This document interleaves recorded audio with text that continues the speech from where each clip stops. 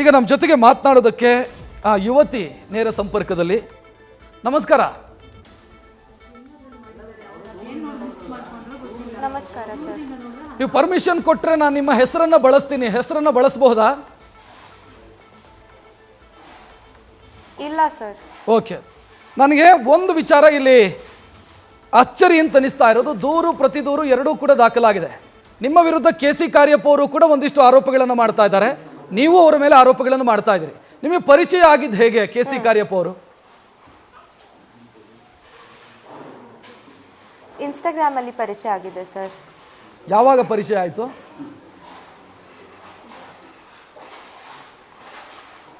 Last year August ಅಲ್ಲಿ. ಪರಿಚಯ ಸಂದರ್ಭದಲ್ಲಿ ಏನೋ ಆ ಸ್ನೇಹಕ್ಕಷ್ಟೇ ಸೀಮಿತವಾಗಿತ್ತು ಅಥವಾ ಮದುವೆ ಆಗ್ತೀನಿ ಅಂತ ಏನಾದರೂ ಭರವಸೆ ಕೊಟ್ಟಿದ್ರ KC ಕಾರ್ಯಪ್ಪ ಅವರು? ಸರ್ ಸ್ಟಾರ್ಟಿಂಗ್ ಅಲ್ಲಿ ಮಾತಾಡೋಕೆ ಇನ್ಸ್ಟಾಗ್ರಾಮ್ ಅಲ್ಲಿ ಫ್ರೆಂಡ್ಸ್ ತರಾನೇ ಮಾತಾಡ್ತಾ ಇರೋದು. ಸ್ವಲ್ಪ ಸ್ವಲ್ಪ ಲೈಕ್ ಅವ್ರು ಫ್ಲರ್ಟ್ ಮಾಡ್ತಾರೆ, ಬಟ್ ನಾನು ಅದನ್ನ ಇಗ್ನೋರ್ ಮಾಡಿದ್ದೀನಿ. ಬಿಕಾಸ್ ಅವ್ರನ್ನೇ ನನ್ಗೆ ಹೇಳಿದ್ರು ಅವ್ರ ಗರ್ಲ್ ಫ್ರೆಂಡ್ ಇದೆ ಅಂತ. ಮೇಡಮ್, ಅಂದ್ರೆ ಇಲ್ಲಿ KC ಕಾರ್ಯಪ್ಪ ಅವರು ಹೇಳ್ತಾರೆ, ಅವರ ದೂರಿನಲ್ಲಿ ನಾನು ನೋಡಿದ್ದು, ಆ ಯುವತಿ ನನಗೆ ಮೆಸೇಜ್ ಮಾಡಿರೋದು ಇನ್ಸ್ಟಾದಲ್ಲಿ ಮೊದಲು ಅಂತ ಅವರು ಹೇಳ್ತಾರೆ. ಅವ್ರು ಮಾಡಿರೋದು ನೀವು ಮೆಸೇಜ್ ಮಾಡಿದ್ರು ಅವರಿಗೆ? ಹೌದು ಸರ್, ಸ್ಟಾರ್ಟಿಂಗ್ ಅಲ್ಲಿ ನಾನು ಮಾಡಿದ್ದೀನಿ ಸರ್ ಮೆಸೇಜು ಹಾಯ್ ಅಂತ. ಆನಂತರ ಪರಿಚಯ ಆಯ್ತು ನಿಮಗೆ, ಆನಂತರ ಏನಾಯ್ತು ಮೇಡಮ್? ಯಾಕೆ? ನಾನು ಅವ್ರಿಗೊಂದು ಕ್ವೆಶನ್ ಕೇಳಿದ್ದೀನಿ ಸರ್. ನಾನು ನಿನ್ಗೆ ಹೇಳ್ತೀನಿ, ನಾನು ಮೆಸೇಜ್ ಮಾಡಿದ್ದೀನಿ, ಹಾಯ್ ನೀನು ಯಾಕೆ RCBಗೆ ಆಡಲ್ಲ, ನಾನು ಬ್ಯಾಂಗ್ಳೂರ್ಗೆ ಆಡು, ಯಾಕೆ ನೀನು ಬೇರೆ ಬೇರೆ ಟೀಮ್ಗೆ ಆಡ್ತಾ ಇದೀಯಾ ಅಂತ. ಆ ಥರ ನಂದು ಕಾನ್ವರ್ಸೇಷನ್ ಸ್ಟಾರ್ಟ್ ಆಗಿದೆ ಸರ್. ಅಂದ್ರೆ ಮೊದಲ ಭೇಟಿಯಲ್ಲೇ ನೀವು ಆ ಪ್ರಶ್ನೆ ಕೇಳ್ತೀರಿ ಅಂತಂದ್ರೆ ಊರಿನವರು ಅನ್ನುವಂಥ ಆತ್ಮೀಯತೆನಾ? ಅಂದ್ರೆ ನೀವು ಇಬ್ರು ಕೂಡ ಒಂದೇ ಊರಿನವರು ಅನ್ನೋ ಕಾರಣಕ್ಕಾಗಿನಾ? ಹೌದು ಸರ್, ಅವ್ರು ಅದೇ ಹೇಳಿದ್ರು ಕಿ ಫಸ್ಟ್ ಅವ್ರು ನನಗೆ ಮಾತಾಡೋಕೆ ಹೇಳಿದ್ರು ಗರ್ಲ್ ಫ್ರೆಂಡ್ ಇದೆ ಅಂತ. ಬಟ್ ಭೇಟಿ ಆದಮೇಲೆ ಹೇಳಿದ್ರು ಕಿ ನನ್ನ ಬ್ರೇಕಪ್ ಆಯಿತು, 3 ತಿಂಗಳು ಆಗಿದೆ, ನಾನು ಇವತ್ತು ಪಬ್ಲಿಕ್ ಮಾಡಿಲ್ಲ, ಯಾಕಂದರೆ ಅವರು 4 ವರ್ಷದಿಂದ ನನ್ನ ಜೊತೆನೇ ಇತ್ತು, ಅವರು ನಂದು ಕಮ್ಯುನಿಟಿ ಅವರೇ, ಸೊ ಪಬ್ಲಿಕ್ ಮಾಡಿಲ್ಲ. ಬಟ್ ನಂದು ಅವ್ರದ್ದು ಎಲ್ಲ ಓವರ್ ಆಗಿದೆ. ನಾನು ಇವತ್ತು ಒಂದು ಹುಡುಗಿ ಹುಡುಕ್ತಾ ಇದ್ದೀನಿ, ನನ್ನ ಕೂರ್ಗ್ ಕೊಡೋತಿ ಹುಡುಗಿ, ಯಾರ ಜೊತೆ ನಾನು ಸೆಟಲ್ ಆಗ್ಬೋದು ಅಂತ. ಫಸ್ಟ್ ಭೇಟಿಯಾಗಿದ್ದು ಎಲ್ಲಿ ಮೇಡಮ್ ನೀವು? ಅಂದ್ರೆ ನೀವು ತುಂಬಾ ಸ್ವೀಟ್ ಇದೆಯಾ, ನೀನು ಈ ಥರ ಇದೆಯಾ ಅಂತ. ಅವ್ರ ಫ್ರೆಂಡ್ ಮನೆಯಲ್ಲಿ ಸರ್. ಇಲ್ಲಿ ಬೆಂಗಳೂರೇನಾ? Yes sir. ಆ ನಂತರ ನಿಮ್ಮ ಪರಿಚಯ ಹೆಂಗೆ? ನನ್ನ KPL ಟೈಮಲ್ಲಿ ಅವ್ರದ್ದು ಇದು ಪರಿಚಯ ಪ್ರೇಮಕ್ಕೆ ಅಥವಾ ಪ್ರೀತಿಗೆ ತಿರುಗಿದ ಹೇಗೆ? ಮೀಟ್ ಆಗಕ್ಕೆ, ಬಟ್ ಅದು ಆಗ್ಲಿಲ್ಲ.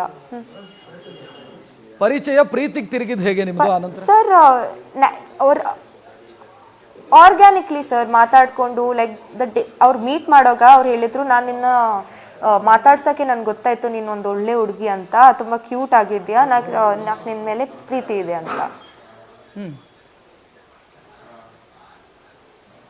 ನೀವು ಒಪ್ಪಿದ್ರ ಅದನ್ನ, ಆ ಪ್ರಪೋಸಲ್ ಅನ್ನು? ಆ ಥರ ಅವ್ರು ಹೇಳಿದ್ರು. ನಾನು ಸರ್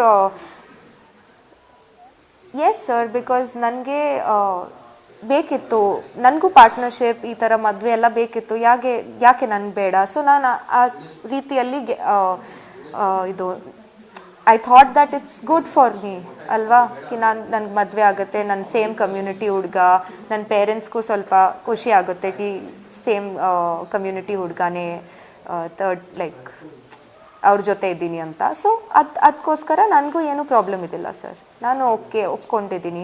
ಮತ್ತು ನನ್ನ ತುಂಬ ಒಳ್ಳೆಯಾಗಿ ಟ್ರೀಟ್ ಮಾಡಿದರು ಸರ್ ಸ್ಟಾರ್ಟಿಂಗ್ಲೆಲ್ಲ, ಅದರಲ್ಲಿ ಏನೂ ಇದಿಲ್ಲ.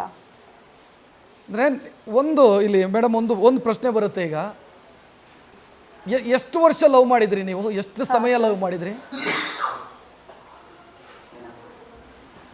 ಇವತ್ತು 1.5 years ಆಗಿದೆ ಸರ್. ಅವ್ರು ನನ್ನ ಮೀಟ್ ಮಾಡ್ಕೊಂಡು ರೀಸನ್ನೇ ಇದೇ ಇತ್ತು ಕಿ ನನಗೆ ಮದುವೆ ಆಗಬೇಕು ಅಂತ. ನಾನು ಅವ್ರನ್ನ ನನ್ನ ಅಮ್ಮ ಅಪ್ಪಗೆ ಪರಿಚಯ ಮಾಡಿಕೊಟ್ಟಿದ್ರು, ಅವ್ರ ಅಣ್ಣಗೆ ಪರಿಚಯ ಮಾಡಿಕೊಟ್ಟಿದ್ರು, ಅವ್ರ ಪೇರೆಂಟ್ಸ್ ಜೊತೆ ಭೇಟಿ ಮಾಡಿಸಿದ್ರು, ಎಲ್ಲ ಆ ಥರನೇ ಸ್ಲೋ ಆಗಿ ನಡೀತಾ ಇದ್ರು ಸರ್. ಪ್ರಾಬ್ಲಮ್ ಸ್ಟಾರ್ಟ್ ಆಗಿದ್ದು ಎಲ್ಲಿಂದ? ಯಾಕೆ ಪ್ರಾಬ್ಲಮ್ ಸ್ಟಾರ್ಟ್ ಆಯ್ತು ನಿಮ್ಮಿಬ್ಬರ ಮಧ್ಯೆ? ಸರ್ ಸ್ಟಾರ್ಟಿಂಗಲ್ಲಿ ಏನಾಯಿತು ಅಂದರೆ, ನಾನು ಲೈಕ್ ರಿಲೇಷನ್ಶಿಪ್ಪಲ್ಲಿ ಕನ್ಸೀವ್ ಆಗಿದ್ದೀನಿ ಸರ್. ಅದಾದಮೇಲೆ ಅವ್ರಿಗೆ ನಾನು ಹೇಳಿದ್ದೀನಿ ಇಲ್ಲ ಮದುವೆ ಆಗೋಣ ಬೇಡ ಅಬಾರ್ಷನ್ ಎಲ್ಲ ಬೇಡ ನನಗೆ ಇಮೋಷ್ನಲಿ ತುಂಬ ನೋವಾಗುತ್ತೆ ನನಗೆ ಬೇಡ ಅಬಾರ್ಷನ್ ಅಂತ. ಸೊ ಅವ್ರು ಹೇಳಿದರು ಫಸ್ಟ್ ಅವರು ಒಪ್ಕೊಂಡಿದ್ರು, ಓಕೆ ಫೈನ್ ನಾವು ಏನಾದರೂ ಮಾಡೋಣ, ಇವತ್ತು ಪೇರೆಂಟ್ಸ್ಗೆಲ್ಲ ಹೇಳಬಾರ್ದು, ಸೊಸೈಟಿಗೆಲ್ಲ ಗೊತ್ತಾದರೆ ಪ್ರಾಬ್ಲಮ್ಮು, ಇವತ್ತು ಮದುವೆ ಮಾಡೋಕ್ಕಾಗಲ್ಲ ಯಾಕಂದರೆ ನಂದು IPL ಬರ್ತಾ ಇದೆ, ಸಡನ್ ಆಗಿ ಮದುವೆ ಆದರೆ ನನ್ನ ಪ್ರಾಬ್ಲಮ್ಸ್ ಆಗ್ಬೋದು, ಕರ್ನಾಟಕ ಟೀಮಲ್ಲಿ ನಿನಗೆ ಗೊತ್ತಿದೆ ಇವತ್ತು ನನ್ನ ಕಷ್ಟ ಇದೆ, ಕರ್ನಾಟಕ ಟೀಮಲ್ಲಿ ಮದುವೆ ಆದಮೇಲೆ ಪ್ಲೇಯರ್ಸ್ನ ತಗೊಳ್ಳಲ್ಲ, ಆ ಥರ ಎಲ್ಲ ಅವ್ರ ಕರಿಯರ್ ಬಗ್ಗೆ ಹೇಳ್ಕೊಂಡು ನೀನು ಯಾರಿಗೂ ಹೇಳಬೇಡ, ನಾವು ಇಬ್ಬರೇ ಏನಾದರೂ ಸೊಲ್ಯೂಷನ್ ಮಾಡೋಣ ಅಂತ ಹೇಳಿದರು ನನಗೆ. ಅದಾದಮೇಲೆ ಏನಾಯಿತು ಅಂತ ಅವ್ರು ನನ್ನ ಗಣೇಶ್ ವಿಸರ್ಜನೆಗೆ ಅವ್ರ ಮನೆಗೆ ಇನ್ವೈಟ್ ಮಾಡಿದ್ರು, ಅವ್ರ ಪೇರೆಂಟ್ಸ್ನ ಮೀಟ್ ಮಾಡ್ಸೋಕ್ಕೆ. ಅವ್ರ ಪೇರೆಂಟ್ಸು ನನ್ನ ಜೊತೆ ತುಂಬ ಒಳ್ಳೆ ರೀತಿಯಲ್ಲಿ ಇತ್ತು. ಅವ್ರ ಪೇರೆಂಟ್ಸ್ಗೂ ಲೈಕ್ ತುಂಬ ಚೆನ್ನಾಗಿ ರೀತಿಯಲ್ಲಿ ಇತ್ತು. ಅದಾದಮೇಲೆ ಅವರು ನನಗೆ ತುಂಬ ಒಳ್ಳೆ ಟ್ರೀಟ್ ಮಾಡಿದರು. ಅದಾದಮೇಲೆ ಅವ್ರು ಹೇಳಿದರು ನಾನು ನಿನ್ನ ಮನೆಗೆ ಬಿಟ್ಬಿಡ್ತೀನಿ ಅಂತ. ಸೊ ಮನೆಗೆ ಹೋಗಕ್ಕೆ ಅದು ಅವ್ರು ನನಗೆ ಟ್ಯಾಬ್ಲೆಟ್ ಒಂದು ಅಬಾರ್ಷನ್ ಪಿಲ್ ತರಿಸ್ಕೊಂಡು ಫೋರ್ಸ್ಫುಲಿ ಅಬಾರ್ಷನ್ಗೆ ಫೋರ್ಸ್ ಮಾಡಿದ್ದಾರೆ. ನೀನು ಇಮೋಷ್ನಲ್ ಫೂಲು, ನಿನ್ಗೆ ಅರ್ಥ ಆಗಲ್ಲ ಇದೆಲ್ಲ, ನಾನು ನಿನ್ನ ಜೊತೆನೇ ಇರ್ತೀನಿ ಅಲ್ಲ, ಯಾಕೆ ನಿನಗೆ ಇವಾಗ ಮಗು ಬೇಕು, ಲೇಟರ್ ನಾವು ಮಾಡ್ಬೋದು ಅಂತ ಆ ಥರ ಎಲ್ಲ ಮಾಡಿಕೊಂಡು ಫೋರ್ಸ್ಫುಲಿ ಕೊಟ್ಟಿದ್ದಾರೆ ಸರ್. ಒಂದೇ ಮಾತ್ರೆ, ಅದು 5 days ಕೋರ್ಸು, ಬಟ್ 1 ಮಾತ್ರೆ ಕೊಟ್ಟಿದ್ರು. ಅದಾದ್ಮೇಲೆ ನಾನು ಕಿರ್ಚಾಡ್ಕೊಂಡು ಲೈಕ್ ತುಂಬ ಸ್ಯಾಡ್ ಆಗಿದ್ದೀನಿ. ಅವತ್ತು ಅವ್ರು ಹೇಳಿದರು ಇಲ್ಲ ನಾನು ನನ್ನ ಫ್ರೆಂಡ್ಗೆ ಕೇಳಿದ್ದೀನಿ, 1 ಟ್ಯಾಬ್ಲೆಟಲ್ಲಿ ಏನೂ ಆಗಲ್ಲ, ನೀ ಟೆನ್ಷನ್ ತಗೊಳ್ಬೇಡ, ಓಕೆ ನನಗೆ ಅರ್ಥ ಆಯಿತು ನಿನ್ಗೆ ಅಷ್ಟು ಪ್ರೀತಿ ಇದೆ ಈ ಬೇಬಿ ಮೇಲೆ, ನಾನು ರೆಸ್ಪಾನ್ಸಿಬಿಲಿಟಿ ತಗೊತೀನಿ ಅಂತ ಹೇಳಿದರು ಸರ್. ನನ್ನ ಹತ್ರ ವಿಡಿಯೋನೂ ಇದೆ ಅವ್ರದ್ದು ಸರ್. ನಾನು ಅವ್ರಿಗೆ ಹೇಳಿದ್ದೀನಿ, ನನಗೆ ಅವರು ಅವಾಗ ಸ್ಕ್ಯಾನ್ ಬಾ ಅಂತ, ಬಿಕಾಸ್ ಅವರು ಮೆಡಿಸಿನ್ ಕೊಟ್ಟ ಮೇಲೆ ನನಗೆ ತುಂಬ ಭಯ ಆಗಿದೆ ಸರ್ ಅವ್ರ ಮೇಲೆ. ಈ ಥರ ಮಾಡಿದರೆ ನನಗೆ ಲೈಕ್ ಭಯ ಇತ್ತು ಸರ್, ಇನ್ನೊಂದ್ಸರಿ ನನ್ನ ಜೊತೆ ಏನಾದರೂ ಆಟ ಆಡ್ಕೊಳ್ತಾನೆ ಅಂತ. ಸೊ ನಾನು ಒಂದು ವಿಡಿಯೋ ಅವ್ರದ್ದು ಇತ್ತು, ಅದು ನಾನು ನೋಡಬೇಕು. ಹಾಂ ಸರ್, ಹೇಳಿ ಸರ್. ಏನು ವಿಡಿಯೋ ಅದು?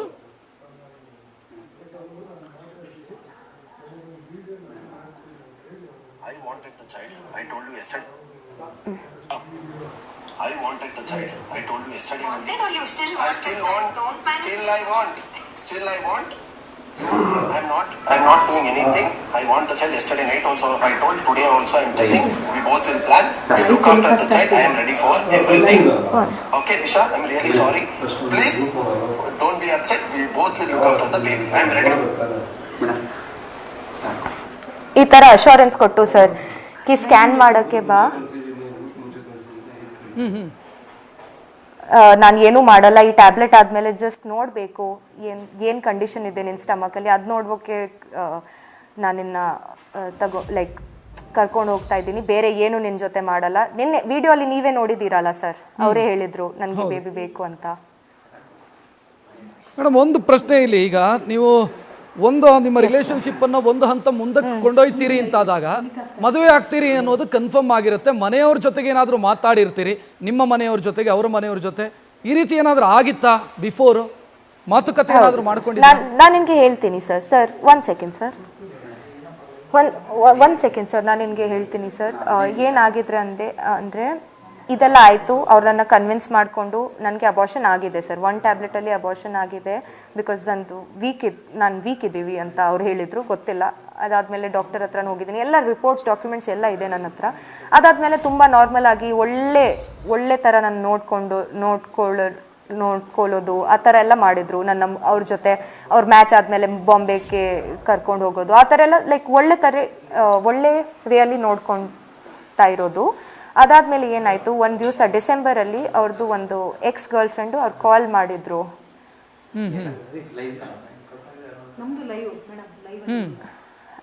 ಸೊ ಅದು ಅವ್ರು ಕಾಲ್ ಮಾಡಿದ್ರು, ಮತ್ತೆ ಅವ್ರು ನನಗೆ ಹೇಳಿದರು ನಂದು ಬ್ರೇಕಪ್ ಏನೂ ಆಗಲಿಲ್ಲ, ಇವ್ರು ನನಗೆ ಏನು ಹೇಳಿದ್ರು ಅಂತ, ಒಂದು ಹುಡುಗಿ ಇವ್ರ ಲೈಫಲ್ಲಿ ಇದೆ, ಅವರು ಬ್ಲ್ಯಾಕ್ ಮೇಲ್ ಮಾಡ್ತಾ ಇದೆ, ಅವ್ರ ಡ್ರಗ್ಸ್ ವಿಡಿಯೋ ಇದೆ ಅಂತ ಅವ್ರ ಹತ್ರ, ಸೊ ಅದಕ್ಕೆ ಬ್ಲ್ಯಾಕ್ ಮೇಲ್ ಮಾಡ್ತಾ ಇದೆ. ಸೊ ಅದಕ್ಕೋಸ್ಕರ ನೀನು ನನ್ನ ಮೆಸೇಜ್ ಮಾಡೋಗ ಕನ್ಫರ್ಮ್ ಮಾಡೋಕ್ಕೆ ನನ್ನ ಬ್ರೇಕಪ್ ಆಯ್ತಾ ಇಲ್ಲ ನಾನು ಹೇಳಿದ್ದೀನಿ ಬ್ರೇಕಪ್ ಆಗಿದೆ ಅಂತ, ಬಿಕಾಸ್ ಇವ್ರು ನನ್ಗೆ ಈ ಥರ ಹೇಳಿದ್ರು ಆ ಹುಡುಗಿ ಅಂದರೆ ನಾನು ಅವ್ರನ್ನ ಬ್ಲ್ಯಾಕ್ ಮೇಲ್ ಮಾಡ್ತಾ ಇದ್ದೀನಿ, ಡ್ರಗ್ಸ್ ವಿಡಿಯೋ ರಿಲೀಸ್ ಮಾಡ್ತೀನಿ ಅಂತ. ಬಟ್ ನನ್ನ ಹತ್ರ ಏನು ಡ್ರಗ್ಸ್ ವಿಡಿಯೋನು ಇದಿಲ್ಲ ಸರ್. ನಾನು ನನ್ನ ಮುಖಾಲಿಯೇ ಹೇಳ್ತೀನಿ, ಅವ್ರು ಏನು ಡ್ರಗ್ಸು ಮಾಡಲ್ಲ, ನಾನು ಏನು ಡ್ರಗ್ಸ್ ಮಾಡಲ್ಲ. ಬಟ್ ಆ ಥರ ಎಲ್ಲ ಆಗಿದೆ. ನನ್ಗೆ ಅವಾಗ ಗೊತ್ತಾಯ್ತು ಆ ಹುಡುಗಿಯಿಂದಾಗಿ ಇವ್ರು ಈ ಥರನೇ ಮನುಷ್ಯ, ಇವ್ರು ಈ ಥರನೇ ಮಾಡೋದು. ಎಲ್ಲ ಹುಡುಗಿ ಜೊತೆ ಆಟ ಆಡ್ಕೊಂಡು ಲವ್ ತೋರಿಸ್ಕೊಂಡು ಅದಾದ್ಮೇಲೆ ಮೆಲ್ಲ ಲೈಕ್ ಸ್ಲೋ ಆಗಿ ದೂರ ಇಡೋದು.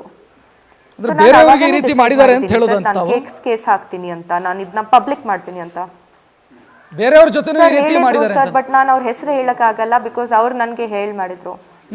ಹಾ ಸರ್, ಮಾಡಿದ್ದಾರೆ ಸರ್, ಚೀಟಿಂಗ್ ಮಾಡಿದಾರಲ್ಲ. ಇನ್ನೊಂದು ಹುಡುಗಿ ಇಟ್ಕೊಂಡು ನನ್ನ ಜೊತೆ ಇತ್ತು ಸರ್. ಈಗ ಮೇಡಮ್ ಒಂದು ವಿಚಾರ, ಇಲ್ಲಿ ನೀವು ಕೊಟ್ಟಿರೋ ಕಂಪ್ಲೇಂಟ್ ಅಲ್ಲಿ ಅವರ ತಂದೆ ತಾಯಿ ವಿರುದ್ಧನೂ ಕೂಡ ನೀವು ದೂರು ದಾಖಲಿಸಿದ್ದೀರಿ, ತಂದೆ ತಾಯಿ ವಿರುದ್ಧನೂ ಕೂಡ ದೂರು ದಾಖಲು ಮಾಡಿದಿರಿ. ತಂದೆ ತಾಯಿಯನ್ನ ಏನಾದ್ರೂ ಭೇಟಿ ಆಗಿದ್ರಾ? ಕಾರ್ಯಪ್ಪ ಅವರ ತಂದೆ ತಾಯಿಯನ್ನ? ಹೌದು ಸರ್, ಭೇಟಿ ಆಗಿದ್ದೀನಿ.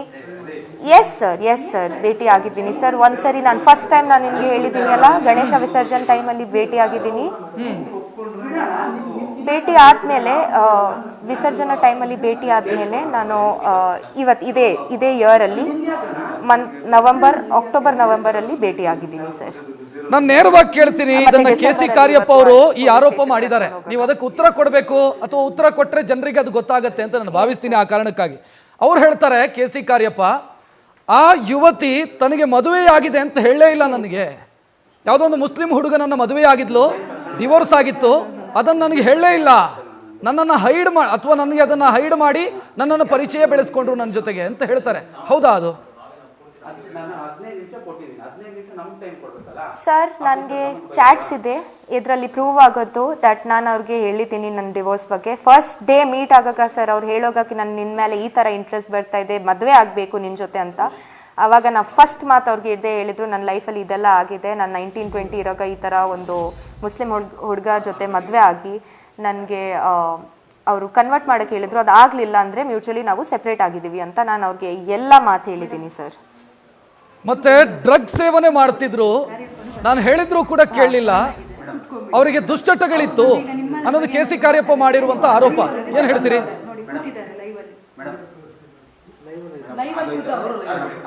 ಏನ್ ಸರ್?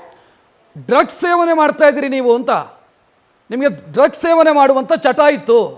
ನಾನು ಪದೇ ಹೇಳಿದ್ರು ಕೂಡ ಆಕೆ ಕೇಳಲಿಲ್ಲ. ಅದು ನನ್ನ ಕ್ರಿಕೆಟ್ ಕೆರಿಯರ್ ಮೇಲೆ ಎಫೆಕ್ಟ್ ಆಗಬಹುದು. ಸರ್, ನಾನು ಬ್ಲಡ್ ಟೆಸ್ಟ್ ಕೊಡೋಕೆ ರೆಡಿ ಇದ್ದೀನಿ ಸರ್. ನಾನು ಅದೇ ಹೇಳಿದ್ದೀನಿ ಅವ್ರಿಗೂ, ಎಲ್ಲರಿಗೂ ನಾನು ಹೇಳ್ತಾ ಇದ್ದೀನಿ, ಬ್ಲಡ್ ಟೆಸ್ಟ್ ತಗೊಳ್ಳಿ. ನಾನು ಇದು ಕ್ಲಿಯರ್ ಆಗಿ ಹೇಳಿದ್ದೀನಿ, ಅವರು ಡ್ರಗ್ಸ್ ಮಾಡಲ್ಲ, ಬಟ್ ನಾನು ಡ್ರಗ್ಸ್ ಮಾಡಲ್ಲ. ನಾನು ಕೊಡ್ತೀನಿ ನಿನಗೆ, ಬ್ಲಡ್ ಟೆಸ್ಟ್ ಮಾಡಿಕೊಂಡು ರಿಪೋರ್ಟ್ ಕೊಡ್ತೀನಿ ಸರ್, ನೋಡಿ. ನ್ಯೂಸ್ ಫಸ್ಟ್, ನಿರ್ಭೀತಿಯಿಂದ ನಿಮ್ಮ ಪರವಾಗಿ.